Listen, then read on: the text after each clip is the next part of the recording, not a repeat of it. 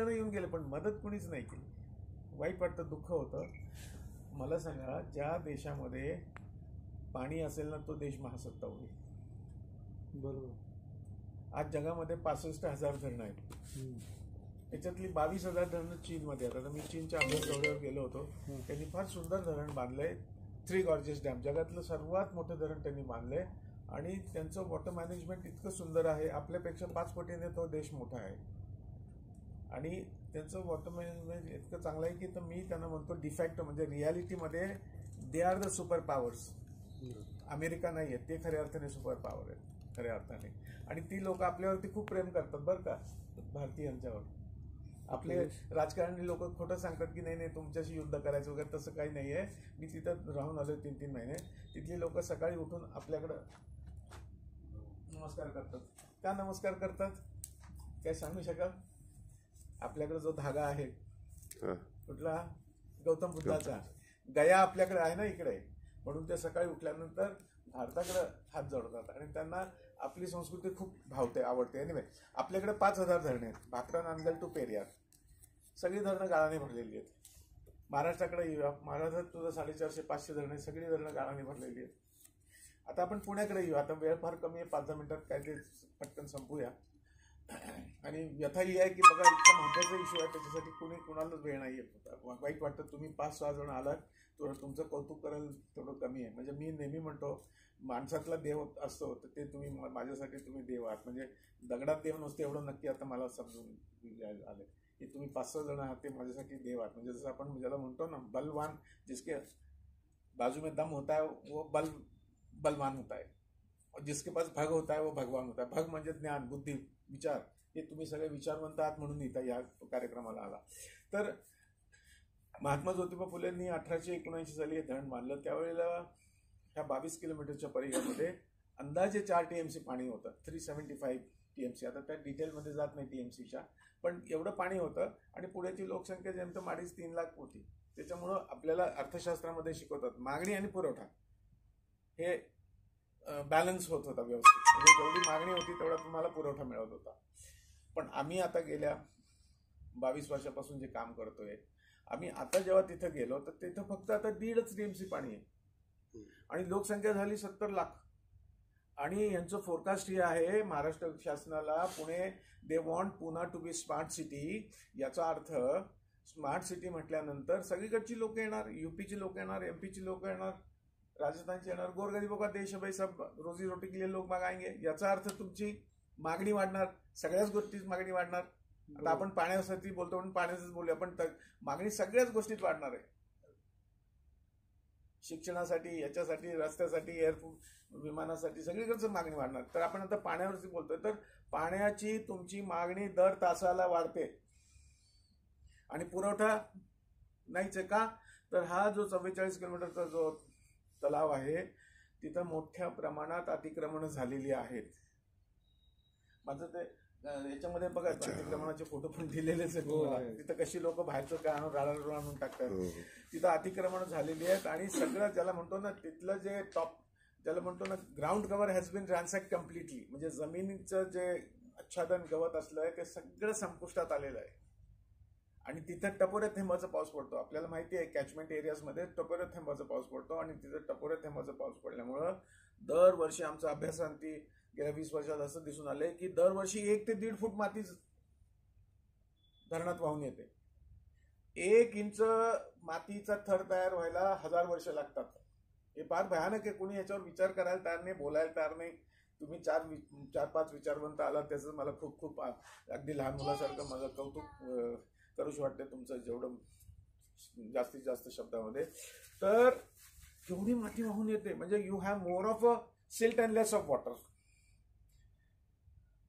आजच्या घटकेला आपल्याकडे 7,000 टँकर पाणी विकतायत. म्हणजे ही आमच्यासारखे ज्येष्ठ सैनिक, आता मी 71च्या युद्धामध्ये कॅप्टन होतो, मला लागलं होतं लढाईमध्ये आणि मी काय ह्याच्या मध्ये आलोय.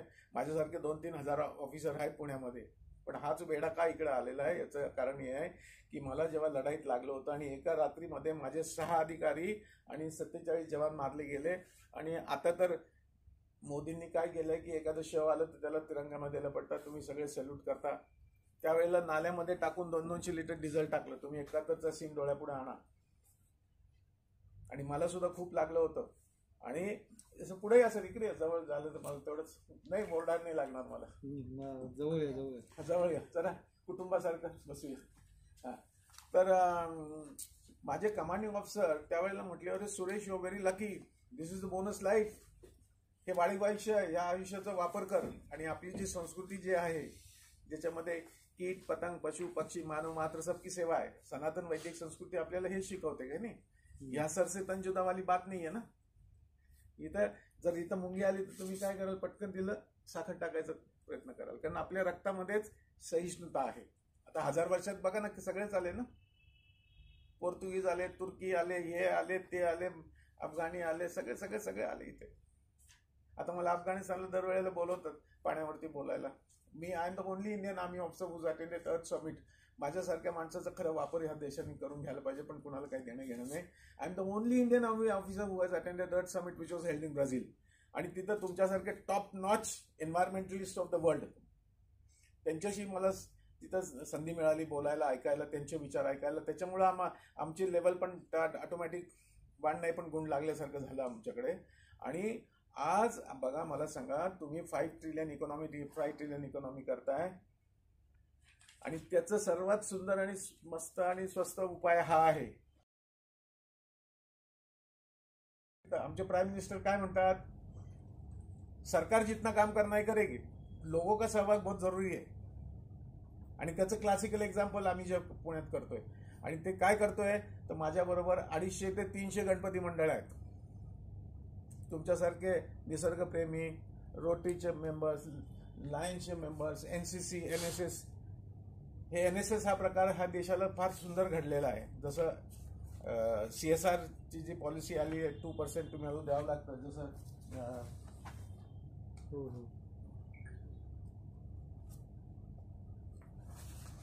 ही पण एक गव्हर्नमेंटनी फार सुंदर पॉलिसी आणली आहे, CSR. म्हणजे यांना कंपल्सरी त्यांच्या प्रॉफिटचे 2% समाजाच्या भल्यासाठी द्यावे लागतात. आणि पाणी आणि पर्यावरणाचा विषय घेऊन जेव्हा मी ज्याच्याकडे पण जातो, ते 100% कन्व्हिन्स होतात. कारण तिसरं महायुद्ध जर व्हायचं असेल तर ते it will be only for water, it will be not for oil, it will be not for land, it will be not for women. काही युद्ध स्त्रियांसाठी पण झाली, पण आता इथून पुढचं युद्ध पाण्यासाठीच होईल. आजच्या घटकेला, ह्या क्षणाला बघा, पाणी आपण विकतोय. लाज वाटायला पाहिजे आपल्यासारख्या ज्येष्ठांना. माझा 47चा जन्म आहे, आपण सगळे सिनियरच दिसताय मला.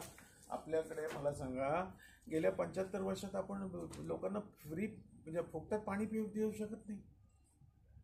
मला मगाशी एक जणाचा फोन आला आंबेगावचा. तो म्हटलं, साहेब, आमच्या बिल्डिंगमध्ये 27 टँकर येतात, 16 मजली बिल्डिंग आहे. अरे काय चाललंय काय, म्हणजे पुण्यात सगळीकडे हीच बोंब आहे. उंटी पिसोळीला तीच बोंब आहे, सगळीकडे तीच बोंब आहे.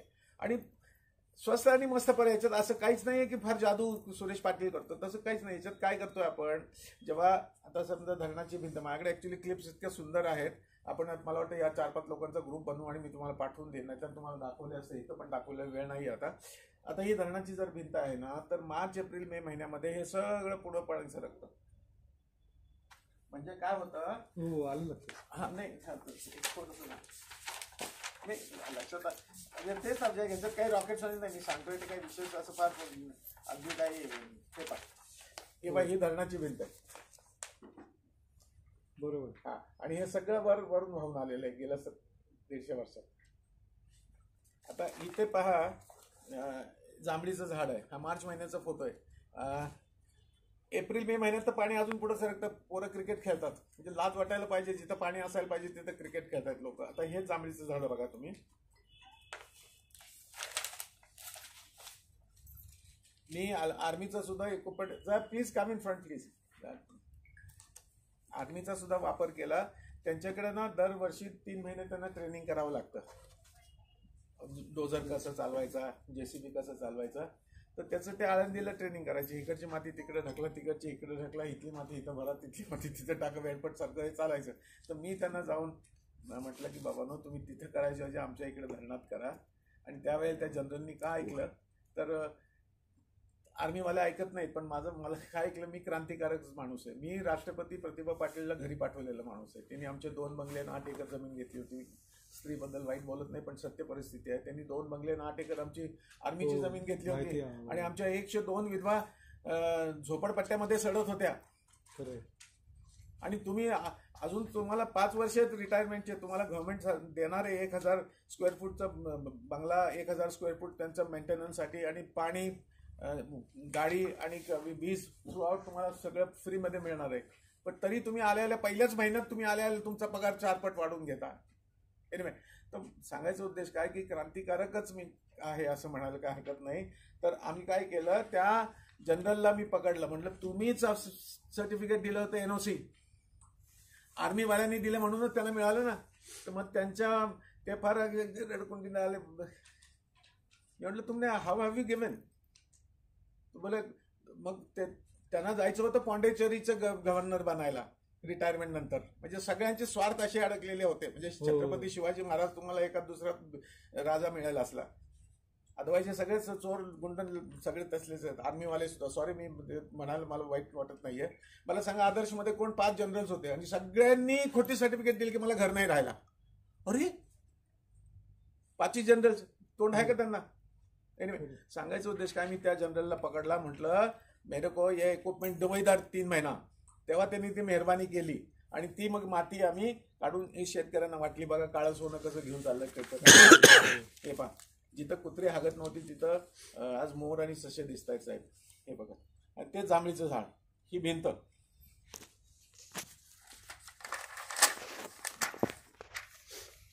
ते जांभळीचं झाड. आपण काय केलंय क्लासिकली नाही, तुमच्या तलावातला काढला पाहिजे सक्शन करून, गव्हर्नमेंटने जर इंटरेस्ट घेतला तर. आम्ही काय करतोय, शोल्डर स्क्रॅपिंग करतोय 30 मीटर बाय 5 मीटर कडेकडेने असं आम्ही 25 किलोमीटर केले. आज 30 लाख ट्रकलोड माती काढली आणि ज्या पण शेतकऱ्याला आम्ही माती दिली त्याचं उत्पन्न चौपट झाले. जो 4 बोरी घेत होता तो 16 बोरी घ्यायला लागलाय. आणि त्याचा फायदा काय होणार आहे माहिती आहे. जर महाराष्ट्रातली, माझं तर स्वप्न असं आहे, उर्वरित आयुष्य मरणापूर्वी, मी आता 80च्या आसपास आहे, पुढच्या 5-10 वर्षामध्ये पुणे जिल्ह्यातली 25 धरणं करायची. तर ती झाली तर तुमचे दरवर्षी 20,000 कोटी युरियाची सबसिडी वाचेल साहेब. तुम्हाला युरिया टाकायची जरूर नाही पडणार. आज मला गेल्या 6 महिन्यापूर्वी, आता मी आणि फिरोजभाई आम्ही गेलो होतो, तर शाळेत आम्हाला बोलवलं होतं कार्यक्रमाला. पोरं पत्र्याची शाळा, खडून नाही, शिक्षकांचे पेगर नाही झालेले. अरे विद्येचं माहेर घ्या रे तुमचं. हे कसं कसं द्या ना मग इकडे हा सगळा पैसा, एज्युकेशन आणि हेल्थला द्या ना सगळे पैसे. तर हे असं सारासार विचार आहे, कोणाला काही देणं घेणं नाहीये. आणि जर हे जर झालं ना, ही माती जर निघाली, जेव्हा आपण 1 ट्रक माती बाहेर काढतो, ट्रक त्यावेळेला 1 आपण आणि गुगलवरती भरपूर माहिती येते. हे बघा, अमेरिकेत मला आमंत्रण खास आलं होतं की त्यांच्या तिथे एक ऑलमोस्ट धरण फुटायला लागलं होतं का, तर एक्सिसोबत असेल त्याने लँडस्लाईड, आणि ते आमचं बघून गेले. आणि मग मला स्पेशली ते घेऊन गेले तिकडं. मग स्टॉकहोममध्ये, स्वीडनमध्ये पण त्यांनी हे केलं. हे बघा, माझ्याकडे विद्यार्थी वगैरे येतात सगळे, NSS एक गणपती मंडळ आहे बघा सगळी. हे अशोकराव गोडसे देव माणसं असतात, त्यापैकी अशोकराव होते.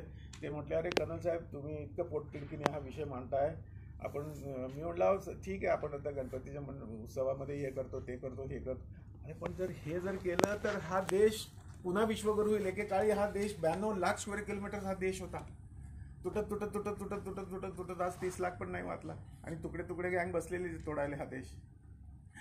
मग हा जो वाचला आहे त्याला सुंदर आणि सुदृढ करू शकतो की नाही आपण, ही त्याच्या मागची भूमिका आहे. म्हणून धरणाचं पुनरुज्जीवन. हां, आणि तिथं मोठ्या प्रमाणात अतिक्रमण झालेली आहेत बघा. आम्ही आता काढतोय आणि हे बाहेरचं ट्रक काढून टाकतात. आता तिथं खडकवासल्याला इतकं मोठं अतिक्रमण केलं लोकांनी, काय सांगायचं तुम्हाला साहेब. तुम्हाला अक्षरशः म्हणजे आश्चर्यचकित व्हाल. आता हा एक पाण्याचा एक विषय होता आणि दुसरा माझा विषय होता वाहतुकीचा. मी म्हणून कनेक्टेड हा विषय असा आहे. मी काय म्हटलं, आज दररोज 1000 ते 2000 नवीन. Please come in front sir. You are part of. नहीं, we are starting program at 12:30 here. Yeah. Then I think I should stop then. Just give it to me. बोला. तर मी काय म्हणतोय, दररोज 2000 नवीन वाहनं येत आहेत आणि हा यांचा मूर्खपणा असं चाललाय की आम्ही सुद्धा ह्या मेट्रोला विरोध केला होता. जगामध्ये मेट्रो कुठंच नाहीये. तुमच्यापैकी बरेच जणांनी मुंबईमध्ये सुद्धा बसले असतील. 68-69 पर्यंत तिथं ट्रॅम होती. आत्ता ह्या क्षणाला कलकत्तामध्ये ट्रॅम चालू आहे. ट्रॅम म्हणजे जमिनीवर पडणारी. आणि आता मी गेल्या महिन्यात चायनाच्या अभ्यास दौऱ्यावर गेलो, तिथं तर ट्रॅम जी आहे तिथं तर बांधकामच नाहीये, नुसतं जमिनीवरती असे पट्टे मारलेत सेन्सॉरवरून पडते गाडी, काही कुठं नाही. आणि ह्यांचा मूर्खपणा बघा. अरे बाप रे, तुम्ही एवढे मोठे मोठे कॉलम्स केले, इतके मोठे कॉलम्स केले तुम्ही. आता कर्वे रोड बघा, एवढे मोठे कॉलम आहेत की आपल्या गरिबाची जर 1000 घरं बनतील इतकं स्टील आणि सिमेंट जात आहे. आणि मूर्खपणा कसा आहे. आणि यांना वरती गिराईक पाहिजे म्हणून यांनी काय केलं माहितीये, म्हणजे ज्याला म्हणतो ना मोहम्मद तगलकी विचार कसे आहेत त्यांचे मूर्खांसारखे, त्यांनी काय केले, 50 मीटर दोन्ही बाजूला तुम्ही 4 FSI दिलाय. म्हणजे जिथे एक बंगला असेल, म्हणजे जिथे एक कार असेल, 2 स्कूटर असतील, तिथं येणार आता 5000 कार आणि 10,000 स्कूटर. ते वर जाईल का ते खाद्य? नाही. आणि आज एकटीच रस्त्याची तुम्ही विड्थ कमी केली, कर्वे रोड अर्धा तुमचा राहिला, कारण दोन्ही बाजूनी ते टपऱ्या पण भरल्यात. आणि तुम्ही ते सरकते जिने केला, जसं काही 5 स्टार हॉटेलमध्ये असतात तसले. कुठं सुद्धा हा मूर्खपणा नाही आहे. आणि एरर इंटू एरर. आणि परवा दिवशी तर मीडियावाल्यांनी दाखवलं, म्हणजे तुम्हीच मीडियावाले कशाला ते दाखवता मला तेच समजत नाही. म्हणे इतकं सुंदर नथीसारखं म्हणे आम्ही मेट्रो स्टेशनसाठी पूल बांधलाय. अरे कशासाठी पूल बांधताय? आज युरोपमध्ये लहान बाळ सुद्धा रांगत चढतं ह्याच्यामध्ये, LRT मध्ये, लाईट रेल ट्रान्झिट. लेटेस्ट आहे आता